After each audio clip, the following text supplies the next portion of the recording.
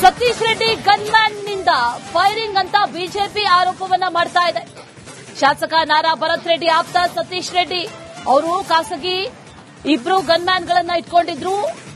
ಅವರ ಗನ್ಮ್ಯಾನ್ ಈ ಫೈರಿಂಗ್ ಮಾಡಿದ್ದು ಅನ್ನುವಂಥದ್ದು ಬಿಜೆಪಿ ನಾಯಕರ ಆರೋಪ. ಗಂಭೀರವಾದಂತಹ ಆರೋಪಗಳನ್ನ ಮಾಡ್ತಾ ಇದ್ದಾರೆ.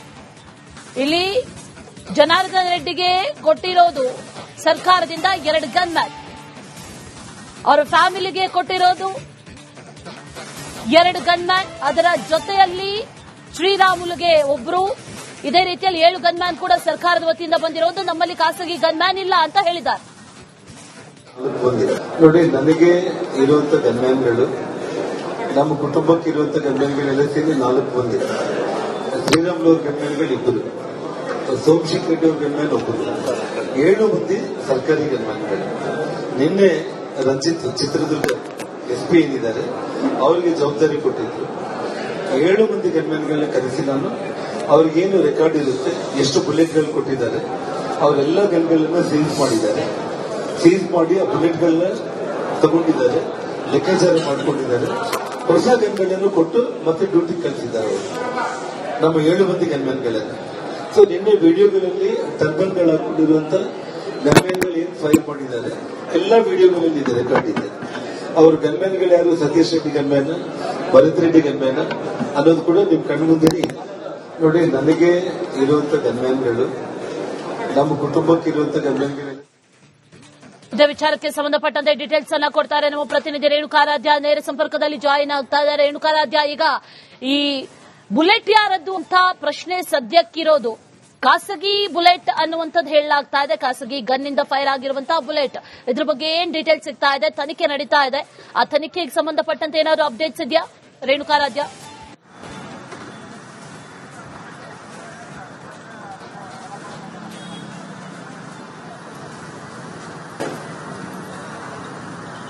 ಖಂಡಿತ ಅಶ್ವಿನಿ, ಏನು ಬಳ್ಳಾರಿಯಲ್ಲಿ ನಿನ್ನೆ ರಾತ್ರಿ ನಡೆದಂತ ಗಲಭೆಯಲ್ಲಿ ರಾಜಶೇಖರ್, ಕಾಂಗ್ರೆಸ್ನ ಕಾರ್ಯಕರ್ತ ರಾಜಶೇಖರ್ ಗುಂಡೇಟಿನಿಂದ ಸಾವಿಗೀಡಾಗಿದ್ದ. ಆ ಸಂದರ್ಭದಲ್ಲಿ ಪೊಲೀಸರು ಆರಿಸಿದ ಗುಂಡಿಗೆ ಆತ, ಅಂದ್ರೆ ಗಾಳಿಯಲ್ಲಿ ಏನು ಗುಂಡನ್ನು ಆರಿಸಿದ್ರು ಅದು ಮಿಸ್ಫೈರ್ ಆಗಿ ಆತನ ದೇಹವನ್ನು ಹೊಕ್ಕು ಆತ ಸಾವಿಗೀಡಾಗಿದ್ದಾನೆ ಅನ್ನೋ ಒಂದು ಚರ್ಚೆ ಶುರುವಾಗಿತ್ತು. ಆದ್ರೆ ಇವತ್ತು ಬೆಳಗ್ಗೆ ಆ ಪ್ರಕರಣಕ್ಕೆ ಒಂದು ದೊಡ್ಡ ಟ್ವಿಸ್ಟ್ ಸಿಕ್ಕಿರ್ತಕ್ಕಂಥದ್ದು. ಪೊಲೀಸರು ತನಿಖೆ ಮಾಡಿದಂತಹ ಸಂದರ್ಭದಲ್ಲಿ ಆತನ ದೇಹದ ಒಳಗೆ ಹೊಕ್ಕದ್ದು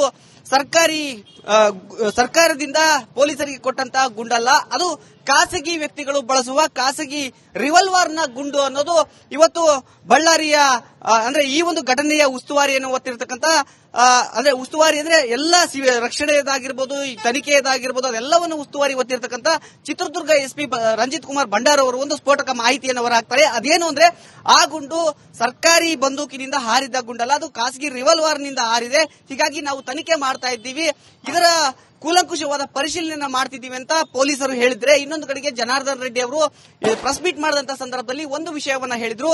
ನಮಗೆ, ಅಂದ್ರೆ ಜನಾರ್ದನ್ ರೆಡ್ಡಿ ಅವರ ಕುಟುಂಬಕ್ಕೆ 4 ಜನ ಗನ್ಮ್ಯಾನ್ಗಳು, ಜೊತೆಗೆ ಸೋಮಶೇಖರ್ ರೆಡ್ಡಿ ಅವರ ಸಹೋದರರಿಗೆ 1 ಗನ್ಮ್ಯಾನ್, ಇನ್ನೊಂದು ಕಡೆಗೆ ಶ್ರೀರಾಮುಲು ಅವರಿಗೆ 2 ಗನ್ಮ್ಯಾನ್ ಅನ್ನು ಕೊಟ್ಟಿದ್ದಾರೆ.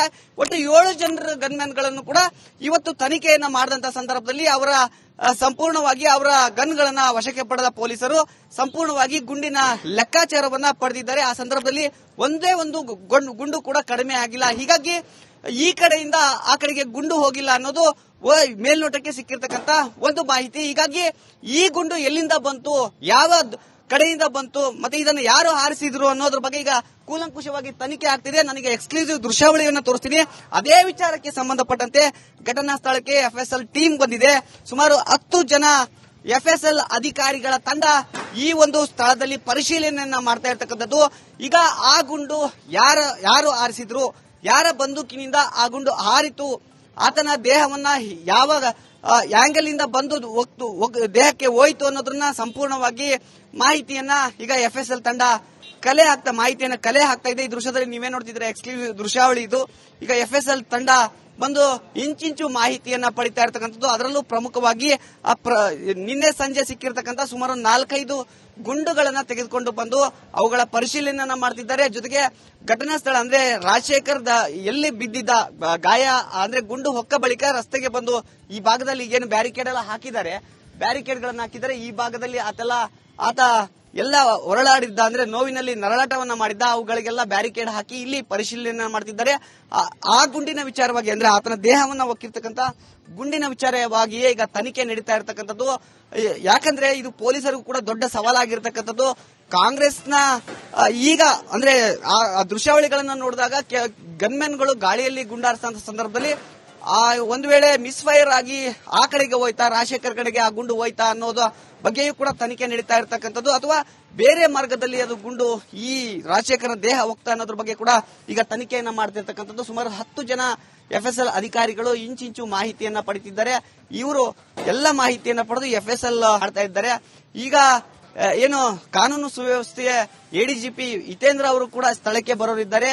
ಸಂಪೂರ್ಣ ಘಟನಾವಳಿಯ ಬಗ್ಗೆ ಮಾಹಿತಿಯನ್ನ ಪಡೆಯೋದಕ್ಕೆ ಈಗ ಇನ್ನೇನು ಕೆಲವೇ ಕ್ಷಣಗಳಲ್ಲಿ ಬರ್ತಾರೆ. ಈ ಪ್ರಕರಣದಲ್ಲಿ ಗುಂಡಿನ ಮಾಹಿತಿ ಸಿಕ್ಕರೆ 90% ತನಿಖೆ ಮುಗಿದಾಗೆ ಎನ್ನುವ ಮಾಹಿತಿಯನ್ನ ಪೊಲೀಸರು ಹೇಳ್ತಾ ಇರ್ತಕ್ಕಂಥದ್ದು. ಹೀಗಾಗಿ ಯಾರ ಕಡೆಯಿಂದ ಗುಂಡು ಹೋಯ್ತು ಅನ್ನೋದು ಈಗ ಬಹಳ ಮುಖ್ಯವಾಗಿರ್ತಕ್ಕಂಥದ್ದು. All right Renukaradhya, thank you ಡೀಟೇಲ್ಸ್ಗೆ.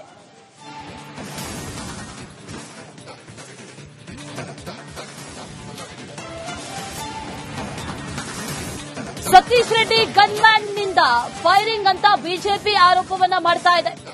ಶಾಸಕ ನಾರಾ ಭರತ್ ರೆಡ್ಡಿ ಆಪ್ತ ಸತೀಶ್ ರೆಡ್ಡಿ ಅವರು ಖಾಸಗಿ ಇಬ್ರು ಗನ್ಮ್ಯಾನ್ ಗಳನ್ನ ಇಟ್ಕೊಂಡಿದ್ರು.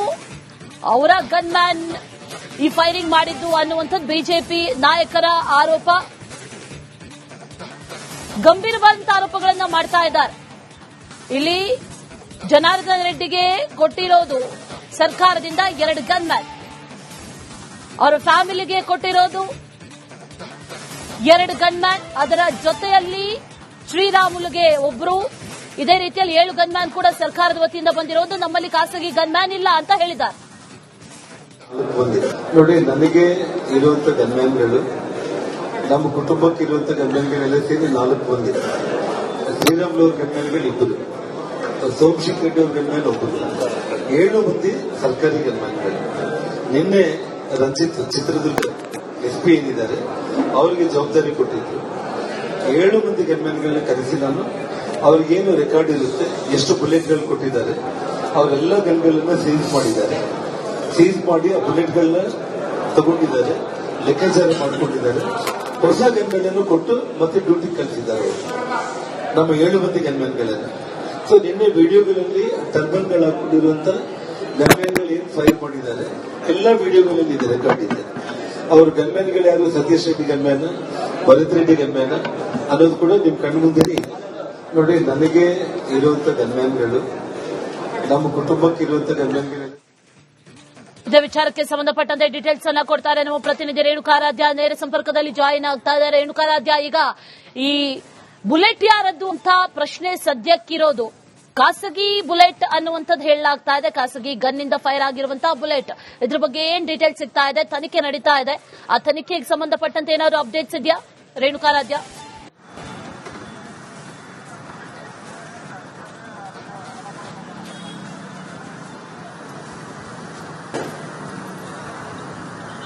ಖಂಡಿತ ಅಶ್ವಿನಿ, ಏನು ಬಳ್ಳಾರಿಯಲ್ಲಿ ನಿನ್ನೆ ರಾತ್ರಿ ನಡೆದಂತ ಗಲಭೆಯಲ್ಲಿ ರಾಜಶೇಖರ್, ಕಾಂಗ್ರೆಸ್ನ ಕಾರ್ಯಕರ್ತ ರಾಜಶೇಖರ್ ಗುಂಡೇಟಿನಿಂದ ಸಾವಿಗೀಡಾಗಿದ್ದ. ಆ ಸಂದರ್ಭದಲ್ಲಿ ಪೊಲೀಸರು ಆರಿಸಿದ ಗುಂಡಿಗೆ ಆತ, ಅಂದ್ರೆ ಗಾಳಿಯಲ್ಲಿ ಏನು ಗುಂಡನ್ನು ಆರಿಸಿದ್ರು, ಅದು ಮಿಸ್ ಫೈರ್ ಆಗಿ ಆತನ ದೇಹವನ್ನು ಹೊಕ್ಕು ಆತ ಸಾವಿಗೀಡಾಗಿದ್ದಾನೆ ಅನ್ನೋ ಒಂದು ಚರ್ಚೆ ಶುರುವಾಗಿತ್ತು. ಆದ್ರೆ ಇವತ್ತು ಬೆಳಗ್ಗೆ ಆ ಪ್ರಕರಣಕ್ಕೆ ಒಂದು ದೊಡ್ಡ ಟ್ವಿಸ್ಟ್ ಸಿಕ್ಕಿರ್ತಕ್ಕಂಥದ್ದು. ಪೊಲೀಸರು ತನಿಖೆ ಮಾಡಿದಂತಹ ಸಂದರ್ಭದಲ್ಲಿ ಆತನ ದೇಹದ ಒಳಗೆ ಹೊಕ್ಕದ್ದು